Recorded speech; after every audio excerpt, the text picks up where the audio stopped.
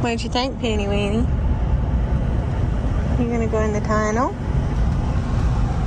So here you go.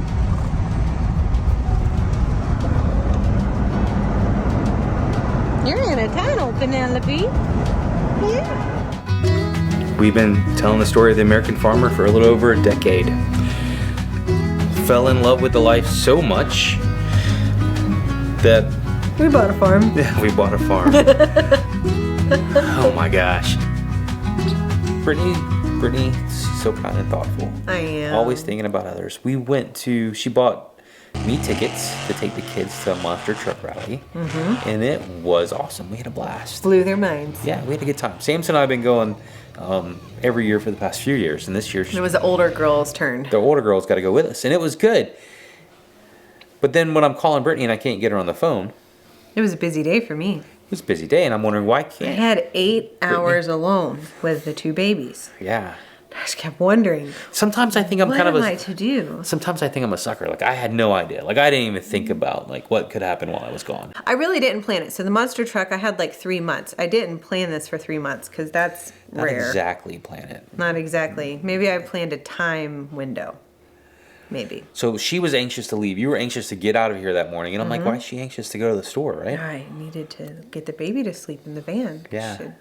Vans put babies to sleep. So we've left the rally. We're going to go get dinner. And I'm trying to get Brittany on the phone. And I finally get her. And I hear excitement in her voice. And I'm like, oh, gosh, we're in trouble. I thought I was trying to be cool. You can hear a smile, though. And like, I'm not. You can hear your smile. For sure. But you can hear smiles of most people, but your smile, it is loud.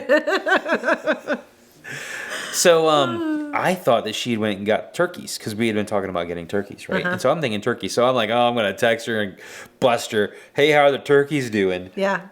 He even tried. We talked on the phone, and he's like, hey, how are those turkeys? And I'm like, I don't know. I can't hear any turkeys. Do you hear any turkeys? No turkeys. So Brittany says, want me to send you a picture? You send me a picture. I did. You did. I couldn't even wait till he got home. See?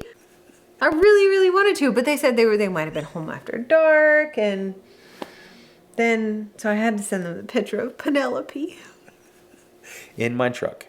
In the front seat of my truck. in the front seat. Well, I had to put the hay somewhere, and all of the cow things you need for a baby cow. She was 2 weeks old, and the baby can't ride in the back of the truck. And so I'm beginning to think, well, number one, there's a cow in my truck. And I had a hog in my truck one time, years ago, and it didn't turn out well. So I'm thinking the same thing's going to happen, right? But more concerning was, where are we going to put a baby cow? Like, what are we going to do? Oh, I totally had it figured out. The whole thing planned out. Called some real good friends of ours. Well, no, it took 2 sets of friends. So some friends, we had like gotten pallets, and pallets are great for like everything. Like, it's amazing how wonderful pallets are. And so we have a stack of pallets just asking to be used. So then I call my other friend and I'm like, hey, I need you to watch the babies. And I was going to do it all, right? I was going to handle it.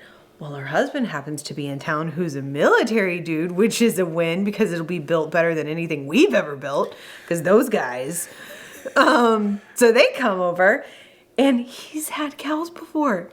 And so we take the beautiful playset that we built for the kids. We spent we're going to save all this money and build a playset that's going to last for years with all this pressure treated lumber for Christmas.